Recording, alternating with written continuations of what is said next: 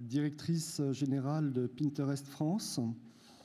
Stéphanie Tramischek va nous développer le concept de Discovery et nous expliquer en quoi, évidemment, Pinterest peut avoir un impact sur l'activité des e-commerçants.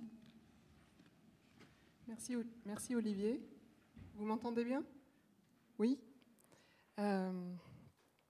Merci d'être venus nombreux pour cette présentation. Je suis très contente d'être avec vous ce soir. Donc, je m'occupe de Pinterest en France depuis à peu près un an. Ma mission est de faire grossir Pinterest en France. Pinterest a été créé en 2010. Donc on parle souvent d'un réseau social, un réseau visuel d'images. C'est bien plus que juste du partage d'images. Et moi, je vais vous expliquer aujourd'hui en quoi Pinterest va vous aider, vous en tant qu'e-commerçant, à gagner plus d'argent et en quoi finalement on est en train d'un peu apporter une révolution dans le domaine du marketing digital à travers ce qu'on appelle la découverte. Donc je vais toujours utiliser le mot découverte en français, me plaît pas trop. Je vais utiliser l'anglicisme, utiliser la discovery. Mais voilà, pour ceux qui ont du mal avec l'anglais, vous me faites signe parce que j'utilise beaucoup d'acronymes en anglais. Excusez-moi par avance. Alors, je vais essayer de démarrer la présentation. Ça sera mieux. Voilà. Il faut que j'arrive à tenir le micro et à cliquer en même temps. Voilà, c'est mal parti. Hop, hop. Bon, c'est celui-là ou c'est celui-là? Bon. Donc, du coup, Pinterest, en fait, quel est le problème en fait, qu'on essaye de résoudre? On a tous, en fait, dans la vie, malheureusement, des problèmes à résoudre. Un des problèmes, c'est gagner le plus d'argent, qui est aussi... Pinterest peut être une solution pour ça. Désolée. Je vais revenir sur mon PC, en fait, à chaque fois. Désolée. Vous connaissez tous, bien sûr, Google. Google, on l'utilise tous depuis très longtemps pour faire des recherches très spécifiques sur le web. Et notamment, on sait très bien maintenant comment utiliser Google, que ce soit en SEO, donc avec du paid marketing, ou en organique, donc de manière gratuite, pour générer du trafic. C'est donc tout ce qui est la recherche, search, qui est vraiment la notion en fait de retrouver une information précise et spécifique qu'on est capable d'exprimer à travers des mots-clés. Donc par exemple, je veux taper quel est, je me souviens plus en fait, quel est le nombre, quelle est la population en fait à Paris. Pinterest tout de suite va me répondre et en plus avec un très beau graphique. Pinterest va me poser, je vais poser une question à Google aussi très spécifique, qui est en fait une autre question qui est un petit peu moins cette fois-ci, pardon. Mon salon. Je voudrais le redécorer. Qu'est-ce que je dois faire? Je tape living room. Là, en fait, Google est moins spécifique à pouvoir me répondre et m'apporter une inspiration de comment je vais décorer mon salon. Et en fait, on a souvent dans la vie des moments, en tant que personne, individu, des moments où en fait, on a besoin d'avoir une réponse à une question qu'on n'est même pas capable de formuler très précisément. On n'est pas capable de mettre des mots-clés derrière sa recherche. Et la réponse va dépendre beaucoup de ses goûts et de ses couleurs, va dépendre finalement de tomber. On n'a pas forcément une démarche précise à un moment donné. On recherche de l'inspiration, comme on navigue on feuillette un magazine. On va rechercher en fait de l'inspiration. Et tout d'un coup, on se dit « Ah, mais tiens, et si je faisais ça ?» Et donc, un projet en fait, qui va aboutir à un moment donné sur un acte d'achat, démarre dans l'esprit du consommateur. Donc ça peut être en fait, je veux changer mon fameux salon et les goûts et les couleurs étant différents, ça peut être un style très cosy, un style très scandinave. Mais la réponse pour moi en tant que consommateur va être très différente. Mais finalement, derrière le mot-clé, c'était la même chose. Les deux personnes qui ont des goûts très différents vont taper le même mot-clé. Comment on est capable de leur apporter le bon produit, la bonne inspiration, la bonne manière de faire à travers ce même mot-clé. Ça peut être aussi trouver une recette sans gluten. je veux passer à l'action rapidement, donc je suis intolérante au gluten, et à chaque fois je me pose la question, qu'est-ce que je vais faire ce soir, ou qu'est-ce que je vais faire quand des amis vont venir, quelque chose qui est quand même pas insipide. J'ai un tableau dans lequel je collectionne à partir du web toutes les idées de recettes que j'ai trouvées, et pour moi c'est très facile en tant qu'outil de productivité d'aller sur mon compte Pinterest, sur mon tableau, et de trouver la recette que je vais faire ce soir. Si je pose la question à Google de qu'est-ce que je vais faire à manger ce soir, je ne suis pas sûre de trouver une réponse qui soit très pertinente par rapport à moi. Pareil pour le voyage. Typiquement, Pinterest peut répondre à cette question, aider en tout cas dans la démarche de trouver quelles sont mes prochaines vacances. Donc ça, c'est un tableau que j'ai en collaboratif avec mon mari. Et à chaque fois qu'on voit à la télé, dans des magazines, qu'on voit sur le web, des idées en fait de voyage un petit peu extraordinaires, on essaye en fait de les mettre en fait dans notre tableau. Comme ça, le jour où on va vouloir décider de partir en vacances, on aura retrouvé toutes les idées qu'on avait eues dans l'année. En général, on les a perdues. Et là, avec cette organisation très visuelle, de manière très simple, je vais pouvoir facilement réserver mes vacances, et des vacances en plus extraordinaires, parce que j'aurai au fur et à mesure, de manière très visuelle, de manière très organisée, organisé le contenu que j'ai trouvé sur Internet. Et donc Pinterest est capable de répondre à cette question très ouverte, qui est le phénomène de la découverte, discovery, qui est de trouver de manière très... de répondre à une question ouverte sur laquelle on ne sait pas mettre de mots-clés, de manière inattendue, de manière dans une démarche un petit peu aléatoire de navigation à un moment donné où je ne suis pas capable de formuler précisément ce que je recherche, ou même je n'ai pas forcément une intention très particulière. Du coup, comment la découverte marche précisément en fait, sur Pinterest? Je vais rentrer un petit peu dans le détail. Pinterest a démarré donc en 2010 avec Ben Silbermann et Evan Sharp qui ont créé Pinterest. Ben Silbermann, donc notre CEO, collectionnait les papillons, les insectes, et il se disait mais bon, c'est un geek de la Silicon Valley, il avait besoin de le digitaliser, sa collection de papillons. Et il n'y avait rien en fait qui existait à l'époque en fait pour lui permettre de faire ce genre de choses, une collection très visuelle. Donc ils ont créé ensemble en fait Pinterest, qui est une collection. Ces papillons, vous pouvez le retrouver de manière très visuelle et d'organisée sur leur mobile ou sur le web. Donc, tout démarre en fait sur Pinterest dans cette démarche de découverte à travers ce qu'on appelle l'épingle. Pin en anglais, vous comprenez qu'on l'appelle épingle. C'est la possibilité d'aller sur le web et de se dire très facilement, de cliquer sur ce petit bouton qui est le bouton Pin It, qu'on appelle souvent un bouton de partage, mais en fait qui est un bouton qui me permet, moi, en tant qu'épingleuse, de facilement sauvegarder un contenu sur le web, de créer en fait une épingle sur un compte, sur un tableau, sur mon compte et sur mon tableau. Le tableau ici s'appelle Paper Butterflies, et de souvenir ainsi, de collectionner en fait dans mon tableau Paper Butterflies les différentes inspirations de papillons en origami que j'ai trouvées en fait sur le web. Comme ça, le soir, si avec mon fils où Ben Silbermann, avec son fils, a envie de faire un petit papillon. Il a trouvé plein d'inspiration pour le réaliser, et disponible en fait directement dans son mobile ou sa tablette ou sur le web. Et donc on a la notion d'épingle, la notion de tableau, qui va être des collections organisées, et puis la notion de compte, dans lequel tous mes centres d'intérêt se retrouvent, puisque chaque tableau étant en fait une thématique, une manière organisée de sauvegarder en fait l'information que j'ai trouvée sur le web. Chaque tableau correspond à un centre d'intérêt, et mon compte va me permettre en fait d'organiser tous mes centres d'intérêt de manière très visuelle. On peut prendre l'analogie aussi de ce qu'on appelait les planches de tendance avant, les mood boards, où on déchirait les magazines, et dès qu'on aimait quelque chose, ou alors on avait les fiches de recettes qui étaient stockées dans un tiroir, qu'après, en fait, avec Dropbox notamment, les gens ont commencé à scanner, qui étaient des noms de fichiers, mais du coup, c'est très dur de savoir tel fichier correspondait exactement à telle recette.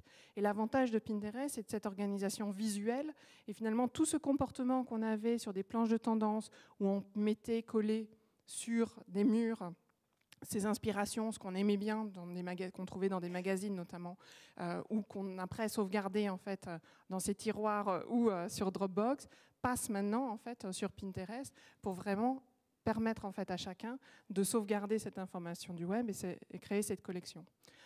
Sur Pinterest, actuellement, il y a 750 millions de tableaux. 30 milliards d'épingles et 75% de notre trafic vient du mobile. Quand on dit mobile, c'est du portable ou d'une tablette ou l'accès en fait mobile web, donc soit des applications au mobile web de Pinterest. Donc ça, c'est des chiffres qui sont impressionnants. C'est autant de personnes et de millions de personnes qui collectionnent jour après jour le meilleur du web. C'est pour ça que beaucoup de jeunes femmes ou de jeunes hommes qui utilisent Pinterest disent toujours que Pinterest, c'est la tendance. On trouve la meilleure des tendances en fait, qui a été sélectionnée par des influenceurs, mais pas que, par monsieur et madame tout le monde. Le meilleur du web se retrouve sur Pinterest. Et du coup, on peut facilement passer à l'action sur Pinterest grâce à ces millions de collections qui ont été créées par des individus comme vous, comme moi, parce qu'ils ont eu un centre d'intérêt, ont voulu l'explorer, ont trouvé le meilleur du web, ils ont curated le web, l'Internet, avec les meilleurs contenus, en créant ces millions de collections. Et du coup, en fait, les marques, les business et les individus contribuent tous en fait, à créer ces millions de collections. Ces 750 millions de connexions. Et il y a une autre manière de voir en fait, les choses, et là maintenant je regarde sur un angle plus utilisateur mais aussi marque, l'utilisation de Pinterest. Donc cette collection que j'ai créée en tant qu'individu, sur notamment les papillons en papier, elle fait partie d'un ensemble plus global, où finalement elle est interconnectée, moi par rapport à mon centre d'intérêt, à des centres d'intérêt connexes, qui sont comme l'origami, c'est tout ce qui est do-it-yourself, tout ce qui est papier mâché. Du coup, cette petite communauté, il y a d'autres personnes qui ont aussi ces mêmes centres d'intérêt et qui vont représenter ça, tout cet ensemble en fait, de petits points, c'est Pinterest. Et moi, ma manière de voir Pinterest, c'est un filtre, représente un filtre qui a été mis sur Pinterest. Donc ça, c'est mes centres d'intérêt. Et puis il y a d'autres personnes en fait, qui ont aussi d'autres centres d'intérêt, avec certains qui vont être connexes avec les miens. Et ces interconnexions en fait, entre les différents centres d'intérêt et les différentes personnes qui ont trouvé du contenu sur le web dans les mêmes centres d'intérêt, qui fait la recherche de la découverte sur Pinterest. Puisque moi, en tant qu'utilisatrice, épingleuse, je pars du centre, et puis j'aime aussi le papier mâché. Donc du coup, je vais découvrir en fait, le tableau papier mâché de Michel, qui elle-même, en fait, Michel aime tout ce qui est décoration en utilisant le papier origami pour créer en fait, des étagères simples sur son mur. Oui, ça existe. On peut faire beaucoup de choses avec le papier.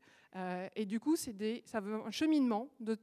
Par ce cheminement que Pinterest va me proposer, je vais découvrir des choses qui m'intéressent. Je ne savais même pas que ça existait, mais que je vais me dire « Waouh, ça, je vais le faire ». Et Pinterest va m'aider à trouver mon inspiration, va m'aider à découvrir mes projets, va m'aider à passer à l'action.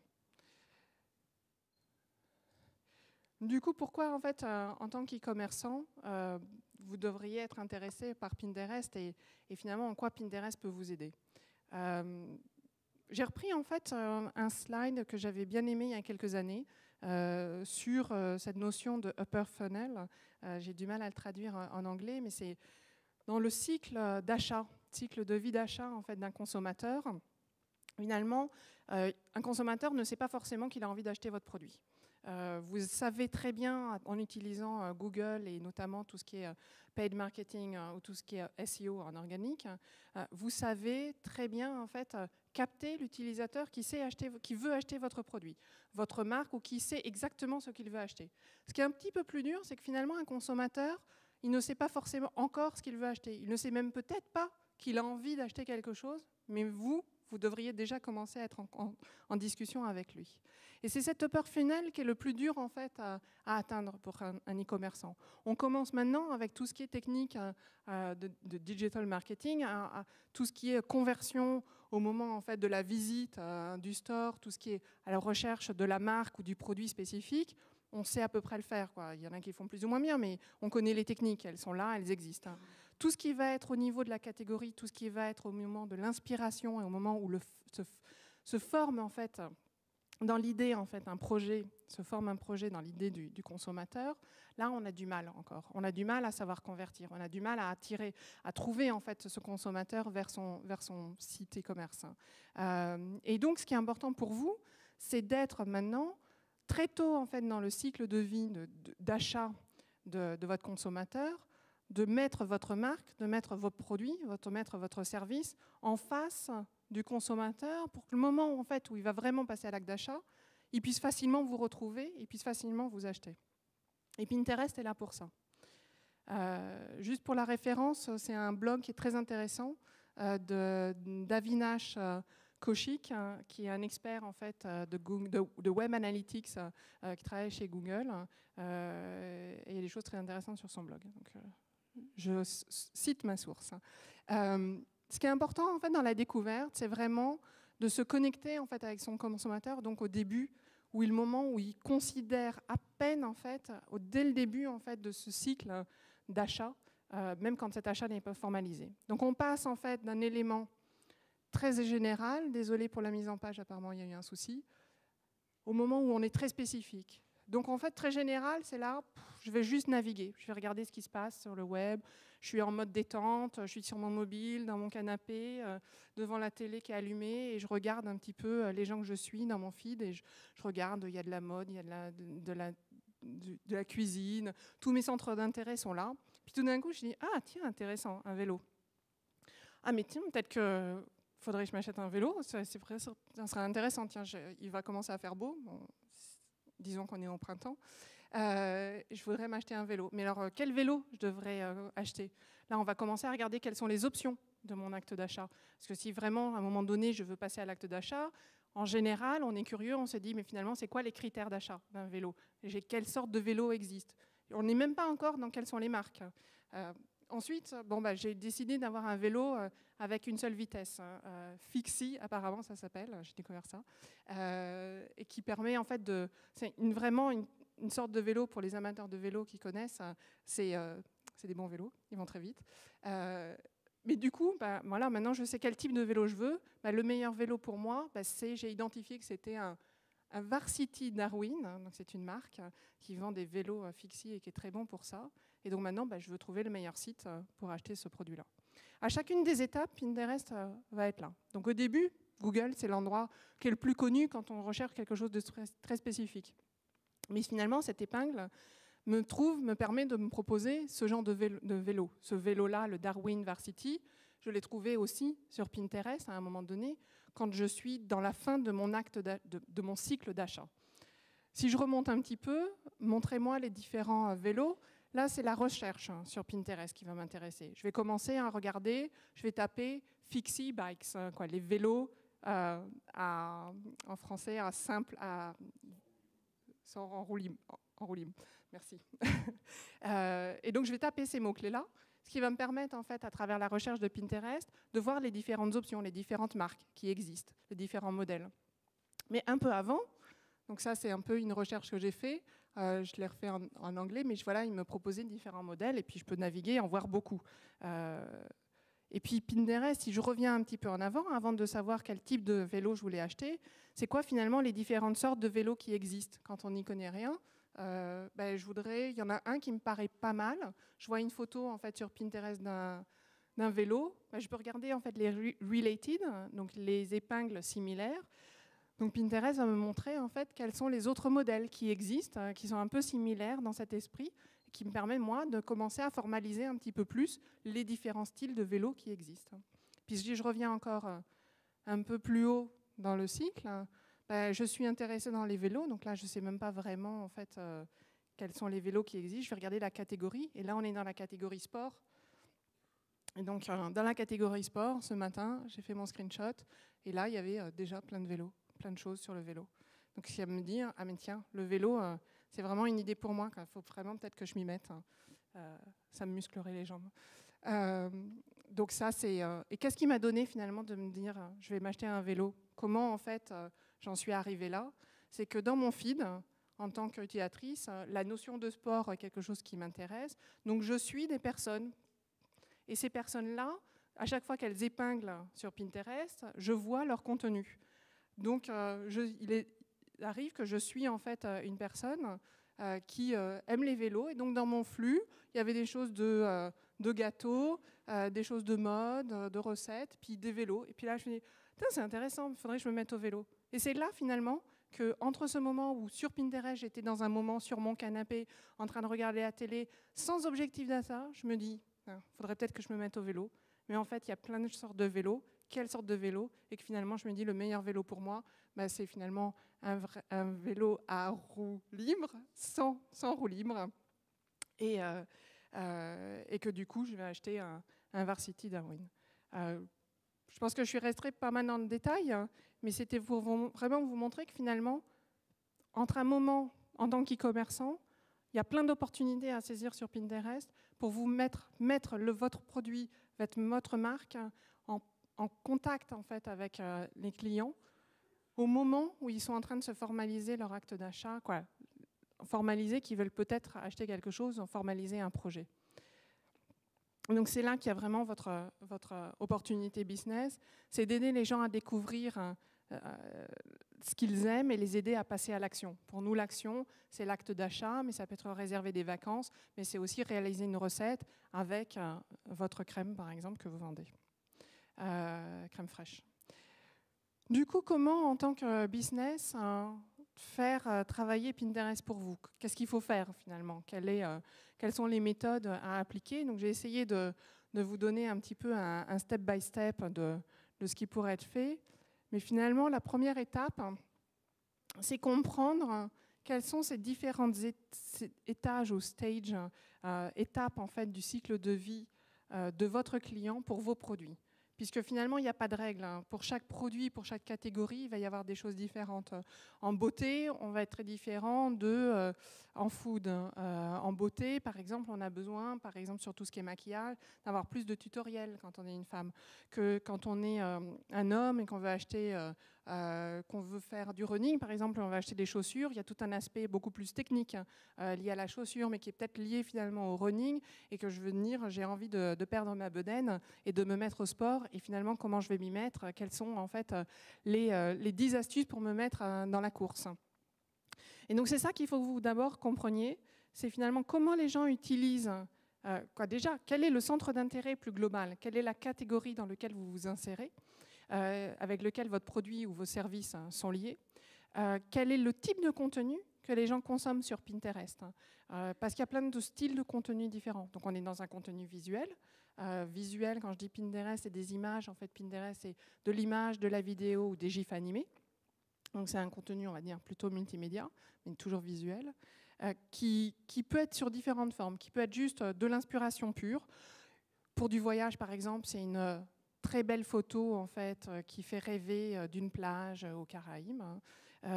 Mais ça peut être aussi un tutoriel qui va me dire comment peindre un mur, et on voit quelqu'un avec un pinceau qui est en train d'appliquer une couche de peinture, et puis on voit les différentes étapes au moment où il faut appliquer le scotch sur les côtés et m'apprendre à faire des choses. Donc ça, c'est 2 formats, par exemple, de contenu qui sont très différents. Et je ne vais pas rentrer dans le détail, mais juste pour vous dire que les images peuvent avoir des objectifs business très différents.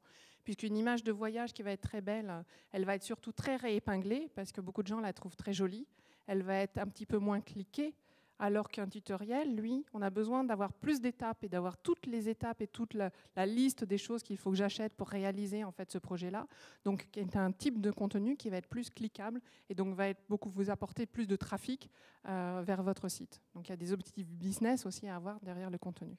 Et ce qui est important, c'est vraiment d'identifier donc quels sont les contenus qui sont consommés par les épingleurs dans votre centre d'intérêt, qui est lié à votre produit, et quels sont les différents mots-clés qui sont utilisés dans ces différentes étapes du cycle de vie, puisqu'on part de quelque chose de très, très généraliste à quelque chose de très spécifique, et pour chaque étape, vous devez apporter du contenu spécifique qui va répondre en fait à ces questions de l'internaute.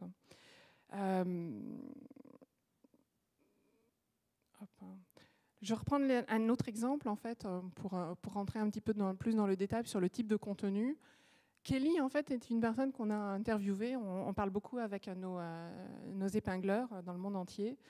Et Kelly, en fait, est une maman de 4 enfants qui, au bout d'un moment, s'est dit faudrait quand même que je perdre mes kilos de grossesse, que je me mette à avoir une vie un petit peu plus saine, et que mes enfants en fait m'aident et m'accompagnent, et que je sois fière de ce que je suis en train d'accomplir, de cette perte de poids.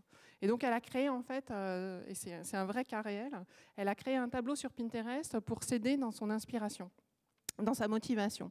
Donc, il s'appelle See Mommy Run, parce qu'elle voulait que ses enfants soient fiers d'elle en fait, dans cette nouvelle vie en fait, quête d'elle-même qu'elle était en train de rechercher. Et donc Kelly, en fait, dans cette perspective de l'épingleur, et donc si vous êtes une marque de sport, c'est ce cheminement-là que vous devriez faire pour identifier comment dialoguer et comment insérer votre marque et votre produit à chaque étape en fait, du cycle d'achat en fait, ou de cycle de vie en fait, de l'utilisateur pour mettre, excusez-moi, je me répète, mais pour mettre votre produit en fait en face de ces différentes étapes en fait du consommateur. Donc là, on prend l'exemple en fait d'une marque de sport. D'abord, elle est intéressée pour vivre une vie un peu plus saine. Donc, elle a trouvé en fait une épingle qu'elle a épinglée, qui lui permet en fait qui sont des motivations, de trouver une force intérieure, de se donner des quotes. On a beaucoup de citations sur Pinterest qui vous permet à chacun de trouver de l'inspiration, de la motivation, de la niaque quand on en manque. Ça peut être aussi se dire ensuite que finalement l'une des meilleures manières pour moi d'avoir une vie plus saine, et ça a été le cas pour Kelly, c'était de se mettre à courir. Elle n'avait pas le temps d'aller dans une salle de gym, que la course était la solution pour elle. Et donc, elle a trouvé cette épingle qui lui donne les 101, donc c'était on va dire la course pour les nuls en français, qui lui donne en fait un niveau d'information très basique sur quelques petites informations, quelques petites astuces pour démarrer en fait dans la course. Parce que quand on n'en a jamais fait, finalement, c'est pas si simple. On a plutôt mal qu'autre chose. Donc tout ça, à chaque fois, à chaque étape, elle va sauvegarder du contenu.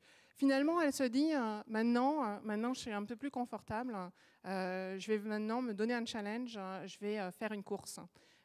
Et donc, elle participe, elle a suivi un entraînement qu'elle a trouvé en fait, sur le web et qu'elle a collectionné en fait, sur son tableau pour le retrouver plus facilement, qui est un plan d'entraînement pour son premier 10K, de 10 km qu'elle a couru. Et puis finalement aussi, pour tous ceux qui font de la course ou qui se mettent à la course, on se dit toujours que la course est une activité qui ne coûte pas cher et qu'on n'a besoin de rien, on n'a pas besoin de payer un abonnement dans un club de sport, etc. Mais en fait, très vite, on se dit, je vais m'acheter le bon legging, les bonnes chaussures, le bon petit top, surtout pour les filles, peut-être le côté... mais les garçons, c'est encore pire, je pense, en équipement. Et c'est là qu'en finalement, il y a aussi un acte d'achat pour la marque, le retailer qui vend des produits de sport, pour la marque qui va vendre les leggings de sport ou les bonnes chaussures, de s'insérer dans cette conversation et dans son cheminement de pensée. Et donc d'accompagner finalement Kelly.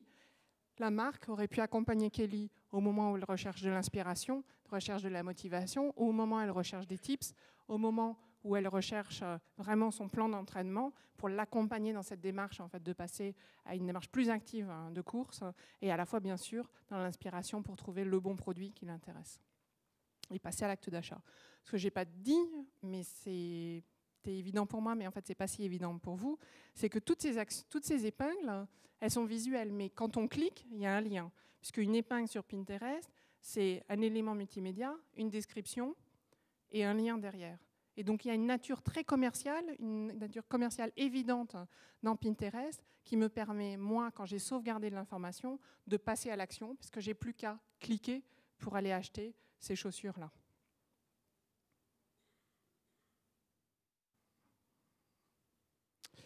La deuxième étape, en fait, sur comment en fait, utiliser la découverte et la faire travailler pour vous, c'est vraiment faire le lien entre ces contenus utilisés par les épingleurs et je suis en train de me dire que j'ai mal écrit ma slide, mais c'est surtout en fait comment booster en fait votre contenu pour que les épingleurs, vos visiteurs sur votre site, créent un maximum en fait d'épingles pour vous sur Pinterest. Parce que l'idée, c'est qu'il y a un maximum d'épingles qui concernent vos produits, un maximum de votre contenu qui se retrouve sur Pinterest pour qu'il soit au maximum réépinglé et que vous bénéficiez de la viralité en fait, de Pinterest, qui est la forme du réépinglage. Donc le fait que quand j'ai trouvé, moi, en tant qu'utilisatrice sur Pinterest, un contenu parce que je suis quelqu'un ou parce que j'ai fait une recherche sur une thématique, un contenu qui me plaît, j'ai envie de le sauvegarder dans un de mes tableaux, et ça, à ce moment-là, je vais réépingler un contenu. Et une épingle qui a été générée par un visiteur sur votre site internet peut être épinglée une fois, 2 fois, 1000 fois, même beaucoup plus. Et c'est là qu'il y a la vraie viralité en fait, sur Pinterest, c'est quand vos visiteurs sur votre site internet, là où vous avez mis votre contenu et les différents types de contenus que vous devez apporter pour les différents cycles de vie en fait, de votre consommateur, que vous devez leur faciliter l'épinglage pour qu'il y ait un maximum d'épingles qui renvoient vers votre site, qui soit généré qui arrive sur Pinterest. Donc pour ça, en fait, c'est vraiment développer le bon contenu visuel sur Pinterest, sur votre site web, pardon. Donc ça va être des tutos, ça va être la checklist pour faire une course de 10K, c'est la course pour les nuls, mais c'est bien sûr des photos de produits de vos chaussures qui sont assez inspirationnelles pour qu'on ait envie de les sauvegarder, qu'elles soient visuellement assez jolies. C'est mettre le bouton Pin It sur votre site pour faciliter cet épinglage. Donc il y a plusieurs formes en fait, de boutons Pin It. Il y a le bouton simple en fait, qu'on appelle souvent le bouton de partage. Il y a le bouton en hover qu'on met sur les images. Donc quand la souris apparaît au-dessus des images, tout d'un coup il y a le bouton Pin It qui est apparent, ce qui permet de booster en fait, l'épinglage. Et puis il y a d'autres fonctionnalités comme des widgets que vous pouvez utiliser. Et puis, à partir de là, vous pouvez aussi commencer à créer votre compte Pinterest dans lequel vous allez vous-même commencer à mettre votre propre contenu, mais surtout devenir un curator, devenir un influenceur en fait, dans votre domaine parce que vous allez vous-même faciliter cette mise en contact, ce développement et cette recherche d'options que va faire un utilisateur sur Pinterest dans votre thématique. Vous allez sélectionner des contenus qui vous semblent pertinents, que vous trouvez sur le web, pour faire en sorte que vos followers et que vous acquérez plus de followers sur votre compte Pinterest, pour continuer à les nourrir dans leur centre d'intérêt. Donc, tout ça pourquoi? En fait, je reviens sur l'importance du bouton Pin It, c'est que en tant que partenaire, donc en tant que marque, un site web, vous avez vraiment un écosystème à créer. Faire en sorte que de votre site, vous fournissez beaucoup de contenu, que les épingleurs ont envie de consommer, qu'ils vont pouvoir générer plus en fait, d'épingles pour vous sur Pinterest. Du coup, vous leur apportez un contenu qui les aide à se nourrir en fait, par rapport à leur centre d'intérêt. Ce contenu va être démultiplié grâce au réépinglage sur Pinterest et du coup va vous permettre en fait, de développer une communauté d'engagés avec ce contenu qui se rapportera d'autant plus de trafic en, fait, en retour vers votre site web, parce que je rappelle que chaque épingle qui a été démultipliée au moment du phénomène de réépinglage possède toujours le lien vers votre site, le site d'origine, et donc ramènera du trafic vers votre site. Troisième étape, c'est vraiment l'amplification de votre présence sur Pinterest, et notamment en inspirant votre audience à épingler. Donc il ne suffit pas en fait, de mettre le bouton Pin It, ce qu'on incite, c'est de vraiment stimuler votre audience à créer des épingles pour vous. Et les meilleurs e-commerçants qui bénéficient du trafic de Pinterest, ça, vous verrez les chiffres après, mais ça vaut vraiment le coup, puisque vous avez des paniers moyens qui sont beaucoup plus importants et un trafic qui est très qualifié. Puisque quelque part, quelqu'un qui a créé une épingle ou l'a réépinglée est quelqu'un qui est un peu déjà vendu par rapport à votre produit. C'est qu'au moment où on a épinglé un produit, pour ceux qui utilisent Pinterest ici, vous le savez, on n'épingle jamais quelque chose qu'on aime à moitié ou qu'on n'aime pas. On épingle toujours quelque chose qu'on adore. Et donc du coup, la personne, c'est juste parce qu'à ce moment-là, elle n'a pas forcément le temps de passer à l'acte d'achat, elle n'a pas forcément encore son salaire qui a été versé et l'argent pour passer à l'acte d'achat, mais elle garde l'information, par exemple, la fiche produit dans sa wishlist, parce que le jour où finalement elle pourra passer, ou elle voudra, où ça sera le bon moment pour passer à l'achat, elle achètera. Et ça, pour tous les utilisateurs de Pinterest, quand on l'utilise de vraiment personnel, on comprend en fait qu'il y a vraiment cette notion de... On a déjà été un petit peu vendu, on a déjà un peu dans sa tête acheté le produit quand on l'épingle. Donc il faut inspirer un maximum de gens à épingler pour vous, pour faciliter ce réépinglage. Et comment? C'est à travers des newsletters. Donc là, je prends l'exemple de Sephora aux États-Unis qui misent à fond sur Pinterest, hein, et ça leur vaut bien. Ça, c'est un exemple de newsletter qu'ils font sur leur site internet où ils vont promouvoir le fait d'épingler. Ils vont régulièrement sur leur site internet expliquer en fait comment épingler en fait du contenu sur Pinterest, parce qu'ils savent que plus d'épingles vont être générées à partir de leur site internet, plus ils vont vendre. Ça ne marche pas.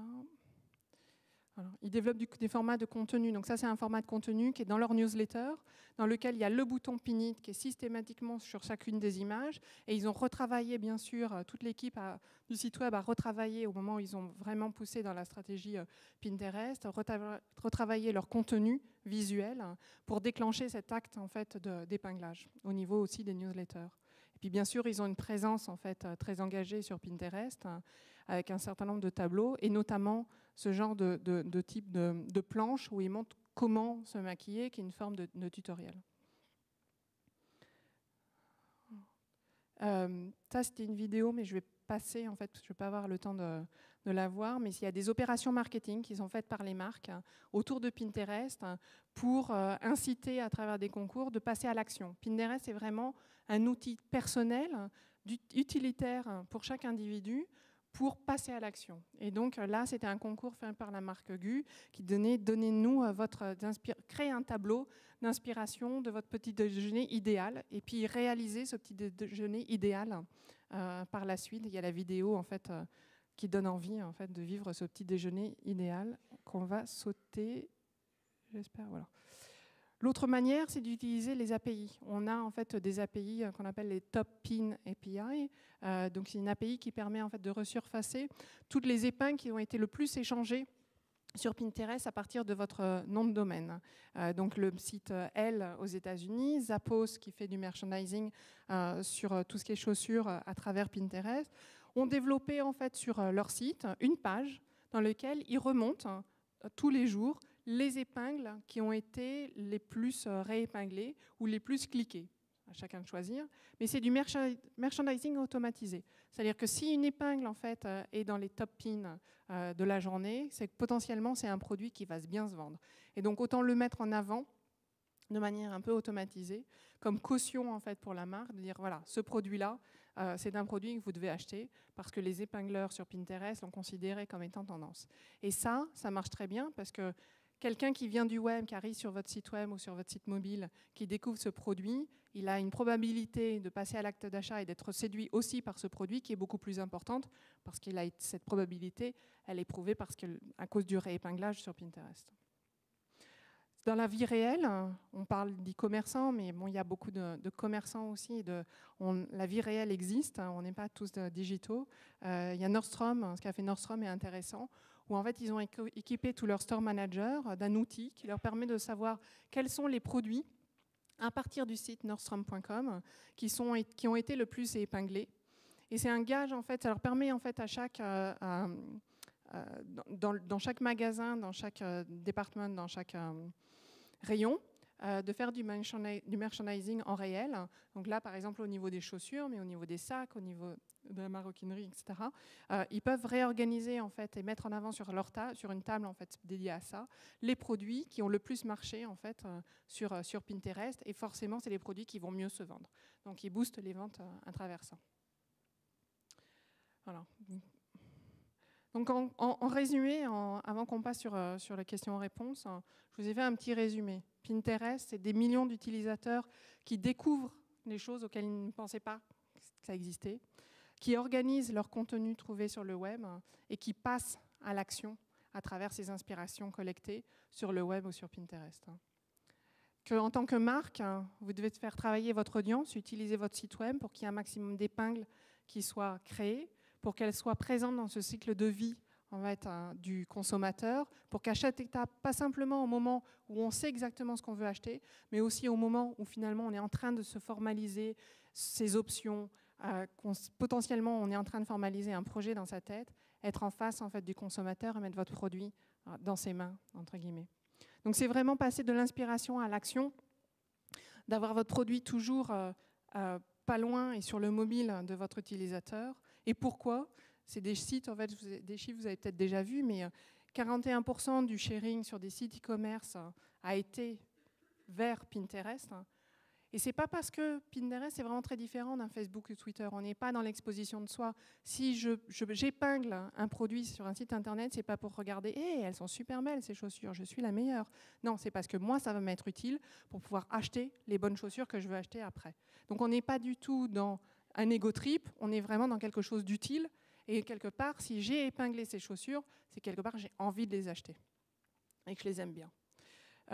Les paniers moyens aussi, une autre étude qui montre qu'en fait le panier moyen sur des shoppers sur un panel venant de Pinterest est de 160 $, alors que sur ce même panel, les shoppers de Facebook étaient de 70 $. Donc on le constate sur tous les e-commerçants avec qui on travaille, les paniers moyens d'achat sont bien plus élevés. Et ça, c'est toujours cette même raison. Devenez utilisateur Pinterest si vous ne l'êtes pas encore, et vous le comprendrez, c'est que quand on épingle, on adore ce qu'on épingle. Donc du coup, on est déjà vendu et du coup, on est prêt à acheter plus. Et puis l'impact aussi en magasin, sur les chiffres, en fait, je ne vais pas avoir le temps de détailler, mais il y a un vrai impact d'acte d'achat en magasin grâce à Pinterest. Quand on a vu un produit qui est épinglé, apporte une caution en fait, au produit et ça permet de favoriser l'acte d'achat aussi en magasin. Voilà. J'espère que vous êtes convaincus en fait, que Pinterest, ce n'est pas juste de l'inspiration, que ce n'est pas un très beau magazine où on va pouvoir trouver de l'information, qu'il y a vraiment un passage à l'action et que ça peut être un vrai bénéfice et quelque part une vraie révolution, je pense, pour pouvoir développer vos ventes en tant qu'e-commerçant.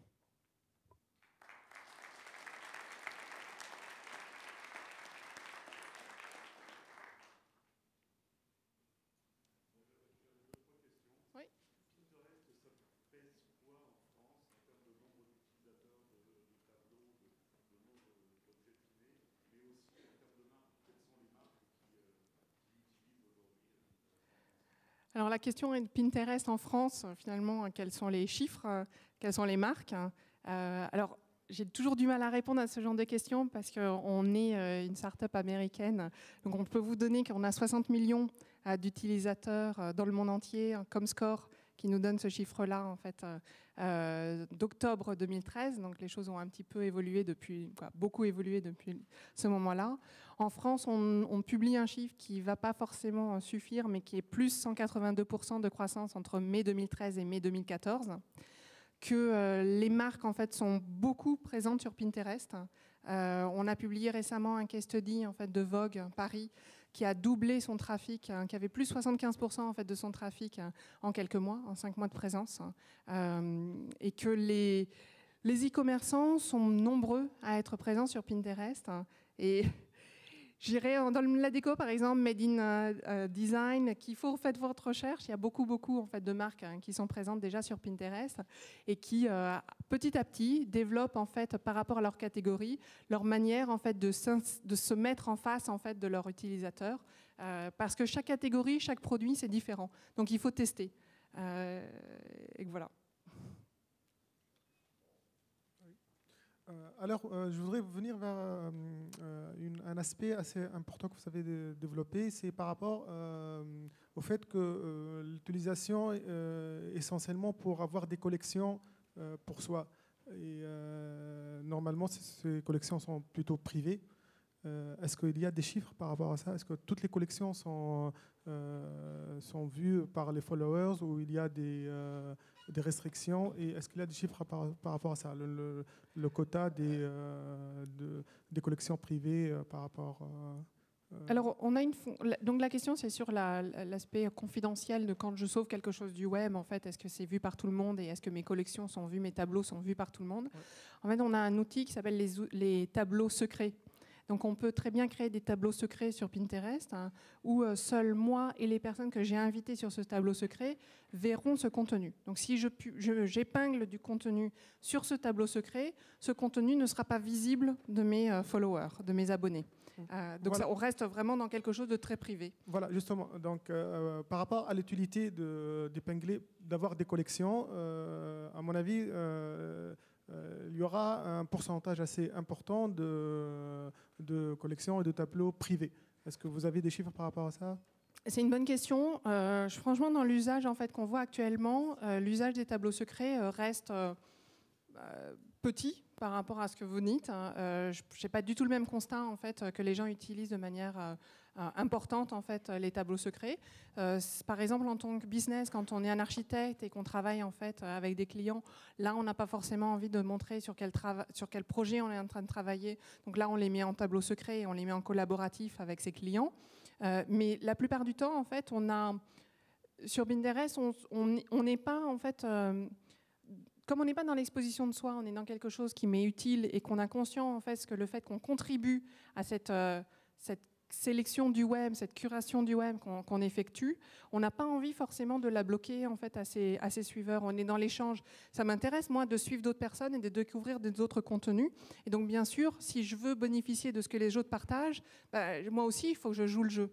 Donc on est plutôt dans cette ouverture-là et pas dans quelque chose de on veut rester fermé, on veut, les gens ont compris en fait le bénéfice de partager et de rester ouvert. Après, il y a des moments où oui, c'est important de garder sur des choses un peu plus secrètes. Et donc les tableaux, au début, on avait démarré avec 3 tableaux secrets, on était limité à 3, on était passé à 6 et on l'a mis en illimité en fait cette année. Voilà. Bonjour. J'avais une question sur les cartes géographiques, vous n'en avez pas parlé. Je voulais savoir si ça a un intérêt au niveau de l'e-commerce. Si, alors, donc on a en fait plusieurs formats. C'est tellement riche, Pinterest, que je ne pouvais pas vous raconter. Mais il y a le format, ce qu'on appelle des épingles enrichies, qui existe sur Pinterest. Donc une épingle, c'est une image, une description et un lien, mais ça peut être beaucoup plus, puisqu'on peut avoir des épingles enrichies produits, dans lequel en fait le prix et le stock, la disponibilité en stock va directement apparaître sur l'épingle sur Pinterest. Mais ça peut être aussi une épingle géolocalisée, une épingle qui, quand je vais la mettre en fait sur un tableau de carte, un tableau de lieu, va apparaître directement sur une carte parce qu'elle possède en fait une information de cartographie, de géolocalisation. Et donc, en tant que marque, je dirais ça dépend dans quel contexte, quelle est votre catégorie, quels sont vos produits ou vos services. Mais si j'imagine, par exemple, dès qu'on est en fait dans tout ce qui est restauration, par exemple, où je veux fournir des city guides, par exemple, ou dans un voyagiste qui veut vendre des voyages pour aller partout en Europe, créer des city guides pour proposer des voyages à Amsterdam ou même juste pour aller à Lyon et fournir en fait un contenu qui a été sélectionné et qui apporte vraiment une utilité à l'internaute, ça c'est important parce qu'il y a beaucoup de gens qui utilisent Pinterest pour trouver des idées de choses à faire quand ils vont quelque part et l'aspect travel, donc l'aspect voyage sur Pinterest est très très développé et se développe très rapidement depuis qu'on avait lancé justement en novembre l'année dernière les cartes de lieu, les épingles géolocalisées. J'ai une question par rapport aux des marques qui pourraient ne pas penser qu'il y a un intérêt à aller sur Pinterest. En fait, parfois, les utilisateurs utilisent le pin button qu'ils mettent dans leur navigateur pour épingler des images à la volée qu'il y a sur une page web. On a vu des chaussures Nike, par exemple. Est-ce qu'il y a un outil d'analytics qui permet à Nike de voir toutes les épingles Nike sur Pinterest? Est-ce que c'est dépendant du fait que la personne ait rentré Nike sneakers ou chaussures Nike ou modèle Nike dans la description? Comment est-ce que ça fonctionne pour voir si, malgré nous, en fait, on est déjà sur Pinterest et autant encourager cette exposition de la marque? Ouais. Donc on a actuellement, en fait, on propose en fait aux internautes, donc aux épingleurs, un outil qui s'appelle l'extension, qui est un plugin pour les navigateurs Internet, surtout les navigateurs, qui permettent de facilement créer des épingles à partir du web. Donc c'est une extension que vous installez en fait en plugin sur votre navigateur et ça, même s'il n'y a pas de pin button qui est disponible sur un site web, me permet très facilement de créer une épingle. Donc ça vous change la vie quand vous installez cette extension, parce que ça facilite votre création d'épingles. Donc mon usage personnel de sauvegarder du contenu sur le web est facilité.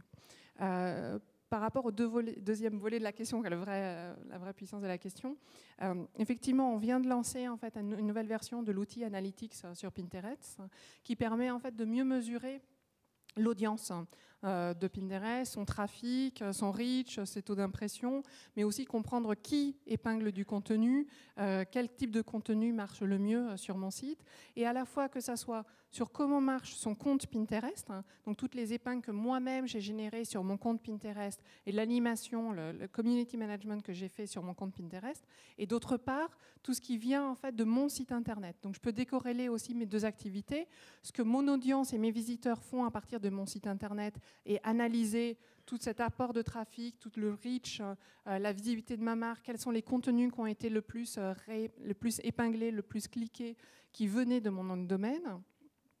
Et par ailleurs, tout ce que moi j'ai fait en tant que marque sur mon compte Pinterest, là aussi, quels ont été le reach, quel le trafic ça m'a apporté, quels sont les utilisateurs les plus influençants, quel est le contenu qui marche bien. Donc il y a vraiment une palette, en fait, un enrichissement de notre outil Analytics qui donne vraiment les outils et permet à chacun de développer la vraie stratégie et d'apprendre en fait à utiliser Pinterest pour développer une bonne stratégie d'utilisation de Pinterest par rapport à ses propres produits et à sa propre marque. Bonjour, j'aimerais savoir en fait quelles sont les sources de revenus de Pinterest et les offres payantes que vous proposez aux e-commerçants. Alors actuellement, en fait, en France, on ne vend rien. Aux États-Unis, on commence à tester, donc on est en phase de bêta, de ce qu'on appelle les promoted pins, donc les épingles sponsorisées. Donc c'est des épingles en fait, qui sont créées par des marques sur leur compte. Les marques ayant développé déjà très bien leur compte Pinterest, elles savent déjà, à travers notamment l'outil Analytics, quels sont les contenus qui marchent le mieux, qui sont le plus cliqués ou qui ont le plus de reach, suivant en fait l'objectif business qu'elles veulent avoir. Et vont afficher plus en fait ces épingles-là, les rendre plus visibles en fait à travers notre offre publicitaire auprès des bons internautes sur des centres d'intérêt particuliers. Donc ça c'est en test aux États-Unis. C'est encore trop tôt pour donner en fait des feedbacks en fait sur ces tests-là. Et puis ça arrivera petit à petit en fait en Europe et dans le monde, mais pas avant 2015 au plus tôt. Mais de toute façon, ce qui est important de comprendre, c'est que, et on le voit bien en ce qui se passe avec les bêta-tests aux États-Unis, c'est qu'il faut d'abord développer une bonne compréhension, donc un développement organique de Pinterest, pour bien savoir utiliser après en effet de levier les épingles sponsorisées. Si vous pensez en fait vous allez attendre que les épingles sponsorisées arrivent sur Pinterest pour démarrer sur Pinterest, le jour où vous allez vouloir en fait vous mettre à créer une épingle qui marche, va falloir que vous allez galérer parce qu'il va falloir que vous appreniez à utiliser Pinterest, et Pinterest est très différent de Facebook, de Twitter, d'Instagram, et qu'il faut développer déjà maintenant en fait tout ce que je vous ai expliqué, donc ce cycle, l'utilisation de mettre votre produit, quel est le bon contenu qui va marcher pour vous par rapport à votre objectif business, qui peut être du brand awareness ou qui peut être du ROI avec du trafic, et que ça en fait c'est tout nouveau, tout le monde apprend. Et donc, vous devez apprendre dès maintenant, quoi. Je vous incite à apprendre dès maintenant en faisant des tests, en utilisant l'analytics pour regarder comment vos tests fonctionnent et en développant les bonnes pratiques pour votre produit, pour votre business et pour vos consommateurs. Et à chaque fois, c'est très différent. Ensuite, quand arrivera en fait, l'offre publicitaire, vous pourrez accélérer et utiliser l'effet de levier pour aller plus loin et accélérer en fait, tout ce que vous avez appris. Bonjour. Dernière question, merci. Je suis au fond. Une question, est-ce que vous pouvez nous en dire plus sur la façon dont cherchent les utilisateurs en France? Notamment, est-ce qu'ils cherchent plus en anglais, du fait que les boards et les pins sont plus nombreux dans la langue anglaise en fait? Alors déjà, je pense que suivant les catégories, on a beaucoup de contenu en français. Il y a donc beaucoup de recherches maintenant sont faites en français. Pardon, j'allais faire un lapsus. Sont faites en français et vraiment l'usage en fait, je dirais franco-français, donc d'épingles. En fait, on arrive sur des épingles qui ont été générées sur des sites français avec des descriptions qui sont en français. Maintenant, fait la plus grosse partie en fait de Pinterest en France. Après, sur des choses très niches. Oui, c'est peut-être mieux de chercher quelquefois en anglais, d'élargir sa recherche avec quelques mots-clés en fait, en anglais pour aller plus loin. Après, Pinterest, c'est une plateforme qui reste globale, qui restera toujours globale. Et je pense que l'inspiration, c'est toujours dépasse les frontières. On a envie d'en savoir plus, on a envie toujours de farfouiller, de trouver la bonne idée. Et au contraire, je trouve qu'en tant qu'utilisateur, et utilisatrices de Pinterest, on a envie en fait quelquefois justement d'explorer quelque chose qui n'est pas juste sur le marché français, parce qu'on a envie d'aller plus loin dans sa recherche d'inspiration, dans ses idées. On a envie de plus de créativité et que finalement, cette recherche internationale m'apporte plus de choses. Si je pouvais chercher en japonais, je le ferais, par exemple. Voilà. Merci beaucoup, Stéphanie Tramischek. On est obligé de clore les échanges. Merci à vous.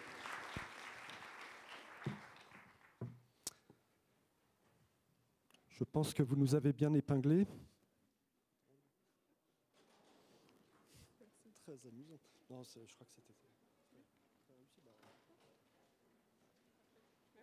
Merci beaucoup.